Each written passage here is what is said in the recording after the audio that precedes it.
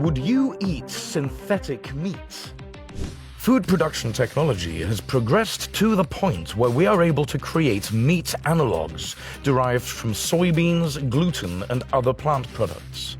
Beyond Meat products are readily available in supermarkets as well as some fast food chains, like Burger King and Carl's Jr.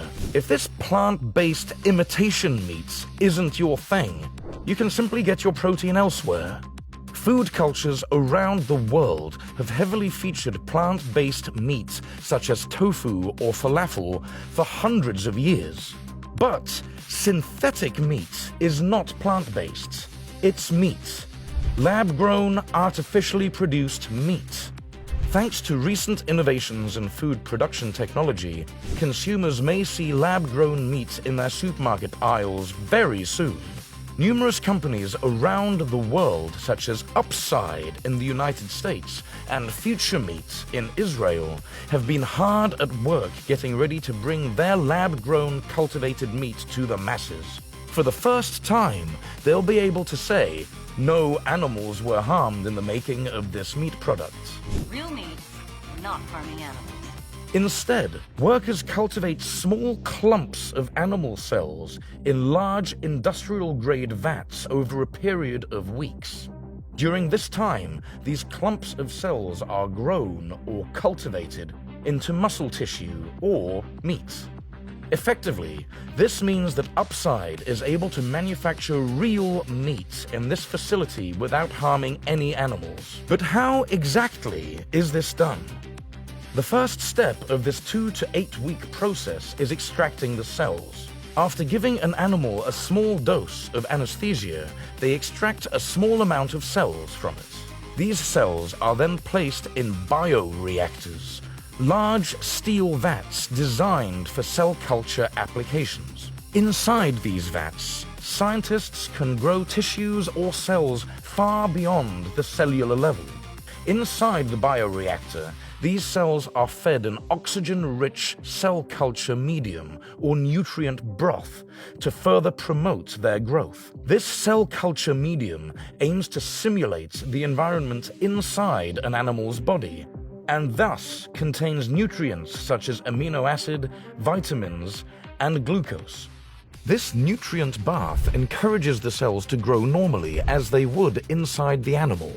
Eventually, once these cells have multiplied enough, they turn into muscle tissue or a mass resembling ground meat. To shape the tissue into specific cuts of meat such as chicken breast or a prime cut of steak, scientists introduce fat cells and connective tissue cells into the culture. This isn't just for show either. The fat cells and connective tissue enhance the cultivated meat's overall flavor.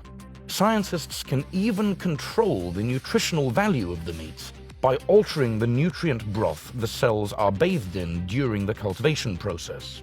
Despite the massive amounts of progress they've made with their meat manufacturing process, Upside is running into the same problems encountered by the other meat manufacturers of cultivated meat. For one, the business of cultivated meat is expensive. Each state-of-the-art facility required to produce cultivated meat costs millions of dollars to construct and maintain. Couple that with the overall cost of production, and you end up with a relatively expensive product that might be a hard sell for some consumers. Thankfully, companies like Future Meat have been able to bring production costs down significantly. Recent reports indicate that each Future Meat chicken breast costs $1.70 to produce. That's in stark contrast to the $330,000 burger patties of the first public tasting of cultivated meats back in 2013. Aside from replicating the nutritional value in real meat, it's also crucial to offer consumers a product that tastes, smells, and feels just like the real thing. Upside has found some success with producing cultivated meat similar in texture and flavor to chicken breast. Other cultivated meat producers around the world have also made significant headway with their products.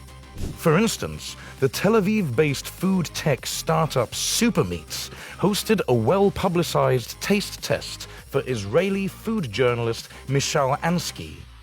Despite Ansky's refined palate, she was unable to distinguish between traditionally grown chicken meat and Supermeat's cultivated product. Once the cultivated meat industry takes off, we may finally be able to rein in the increasing environmental cost of feeding our world's population.